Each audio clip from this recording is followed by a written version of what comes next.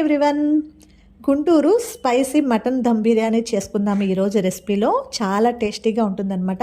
Guntur side mutton dum biryani అనేది famous అనమాట. చాలా బాగుంటుందండి. నేను చేసేలాగా మీరు కూడా నేను వేసే మసాలాలని యాజ్ ఇట్ ఈజ్ వేసి నేను చేసినట్టుగా మీరు కూడా ట్రై చేశారంటే టేస్ట్ అయితే సూపర్ ఉంటుంది. మటన్ని ముందుగా కుక్ చేసి రైస్ వేసి వేసుకునేలాగా కాకుండా నేను మ్యారినేట్ చేసి కుక్ చేసినా కూడా నాకు దమ్ బిర్యానీ అనేది చాలా సాఫ్ట్గా ఉంటుందన్నమాట. మటన్ పీసు ఈ రెసిపీలో దానికి ఏ టెక్నిక్స్ వాడితే అంత సాఫ్ట్గా పీస్ అనేది ఉంటుందో తప్పకుండా ఈ వీడియోలో ఎక్కడ కూడా స్కిప్ చేయకుండా ఫుల్ వీడియో అయితే వాచ్ చేయండి. తప్పకుండా మీకు కూడా చాలా టేస్టీగా ఉండే Guntur side mutton dum biryani recipe ready అవుతుంది. ముందుగా మసాలా ప్రిపేర్ చేసుకుందాము. దీనికి గాను బిర్యానీ ఆకులు 2, జాపత్రి చిన్న పీసు, నల్ల యాలకాయ 1, అనాస పువ్వు 1 పువ్వు, అలాగే యాలకులు ఒక 5-6 తీసుకోండి. ఫ్లేవర్ బాగుంటుందన్నమాట. వీటితో పాటు 4 ఇంచుల దాల్చిన చెక్క, ఒక 6-7 లవంగాయలు, అలాగే బండ పువ్వు కొంచెం. వీటిలోకి ముఖ్యంగా జాజికాయ పీస్ అనేది ఒక చిన్నది తీసుకోండి. అలాగే ఒక 1/2 స్పూన్ దాకా మిరియాలు, ఒక 1/2 స్పూన్ దాకా షాజీరా వేసుకోండి. అలాగే ఈ మసాలాలో కొంచెం ఇలాగా మనం రోజ్ పెటల్స్ అనమాట, డ్రై అయినవి, ఇవి ఒక స్పూన్ దాకా వేసుకోండి. చాలా టేస్టీగాను కలర్ఫుల్గా వస్తుందన్నమాట. అలాగే నేనైతే మటన్ అనేది 1.5 kg తీసుకున్నాను అనమాట దమ్ బిర్యానీకి. దీనికి చూసారా పీస్ అనేది కొంచెం కొవ్వు పట్టిన ముక్కలు కనిపిస్తున్నాయి కదా, ఇలాంటివి ఒక 4-5 ముక్కలు అయితే మనం బిర్యానీలో వేసుకుంటే కనుక బిర్యానీ టేస్ట్ అనేది చాలా బాగా వస్తుందన్నమాట.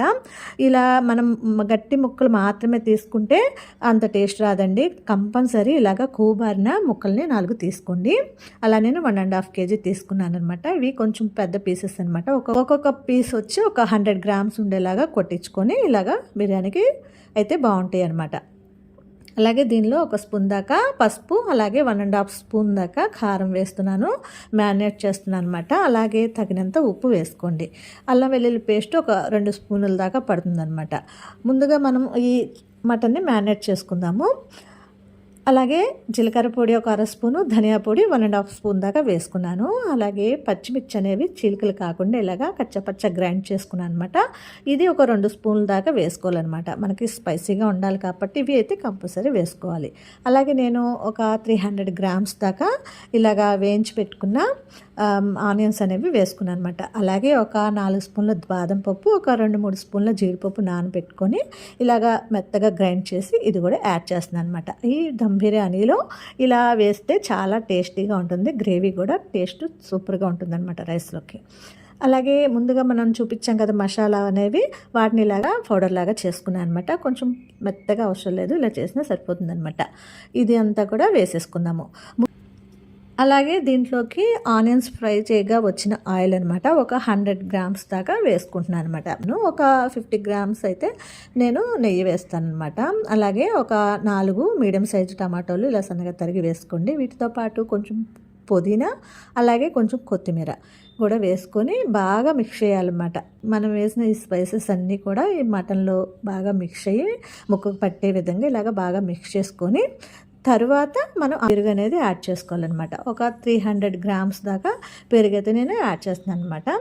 దీన్ని కూడా వేసేసుకొని బాగా మిక్స్ చేసేసుకొని మనం దీనిలో కొన్ని వాటర్ కూడా మిక్స్ చేయాలన్నమాట. అప్పుడే మనకి ముక్క చక్కగా సాఫ్ట్గా ఉడకటానికి హెల్ప్ అవుతుందన్నమాట.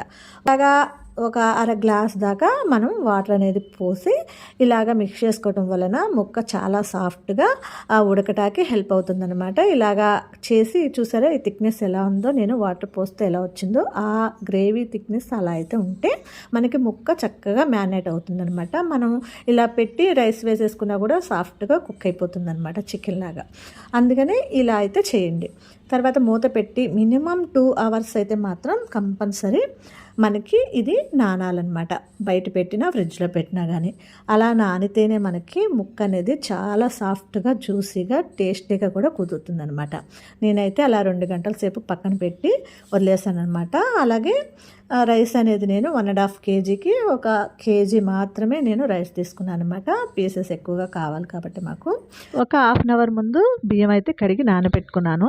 అలాగే 2 hours అయిపోయిందండి. ఇప్పుడు నేను మనం రైస్ ఉడికించుకోవటానికి ఒక వెడల్పాటి గిన్నెలో వాటర్ అనేది పోసుకొని, ఒకటి రైస్ అయితే 3 మెజర్మెంట్లో వాటర్ అనేది వేసుకోవాలన్నమాట. అలా వేసుకుంటే పొడి పొడిలాడుతూ రైస్ వస్తుందన్నమాట.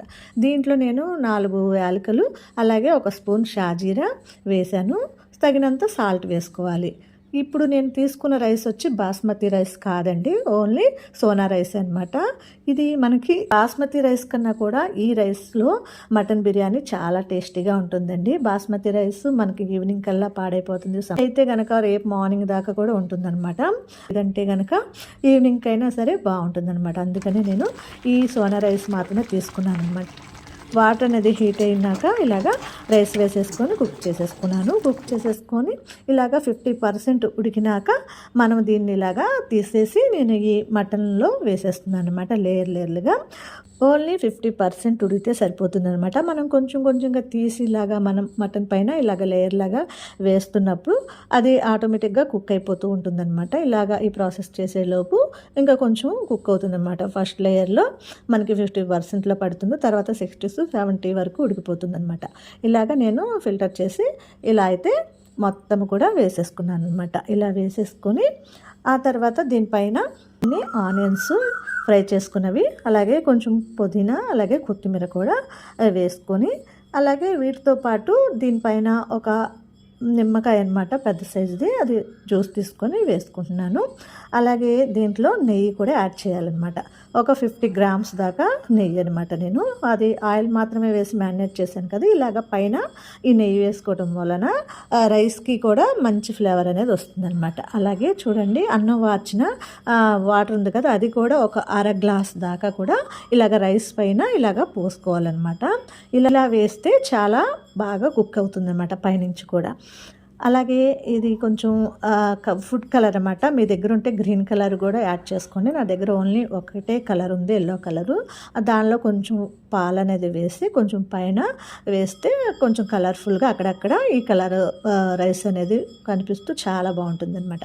ఇది కూడా వేసుకోండి. ఒకవేళ మీకు ఈ ఫుడ్ కలర్ వేయటం ఇష్టం లేదంటే కనుక కుంకుమ పువ్వు ఉంటుంది కదా, జాఫ్రాన్ అనమాట, కుంకుమ పువ్వు, దానిలో కొంచెం పాలు వేసి వేసుకున్నా కూడా సేమ్ ఇదే కలర్ వస్తుందన్నమాట. అదైనా వేసుకోవచ్చు.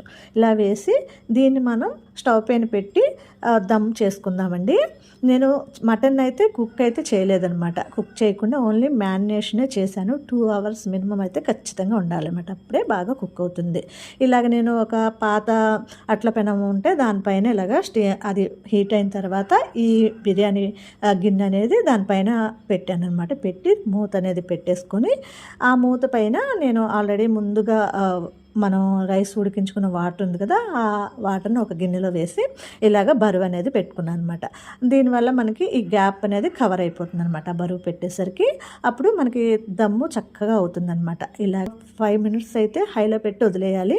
ఆ 5 minutes తర్వాత ఇంకో 5 to 7 minutes అయితే ఇలాగ రొటేట్ చేస్తూ, మనకి చిన్న పొయ్యిలు కదండి, మనకి అవి సరిగ్గా కుక్ అవ్వదు కాబట్టి ఇలాగ అటు ఇటు రొటేట్ చేస్తూ ఎవ్రీ 2 minutesకి కుక్ చేసుకున్నట్టయితే దమ్ అనేది మనం చేసే ఇంట్లో స్టవ్లో అయినా ఎక్కువ క్వాంటిటీలో అయినా సరే పర్ఫెక్ట్గా దమ్ అవుతుందన్నమాట. అడుగు అనేది మాడిపోకుండా చక్కగా చూసారా, ఇలాగా నాకైతే దమ్ అయిపోయిందండి.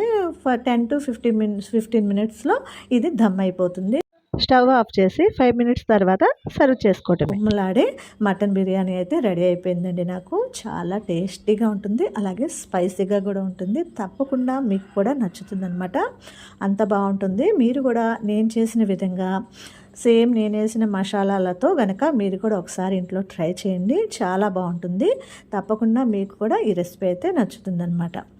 అంతేనండి. దీన్ని రైతా, అలాగే మటన్ కర్రీ కానీ చికెన్ కర్రీ కానీ ఇలాగ ఆనియన్స్ లెమన్తో తీసుకుంటే కనుక సూపర్ టేస్టీగా ఉంటుందన్నమాట. చూడండి, పీస్ అనేది చాలా సాఫ్ట్గా ఉడికిందనమాట. మీరు కూడా నేను చేసినట్టు చేస్తే అలాగే కుదురుతుంది. వీడియో కనుక మీకు నచ్చినట్టయితే లైక్ చేయండి, షేర్ చేయండి, అలాగే మన ఛానల్ని సబ్స్క్రైబ్ చేసుకోండి ఫ్రెండ్స్. Thank you.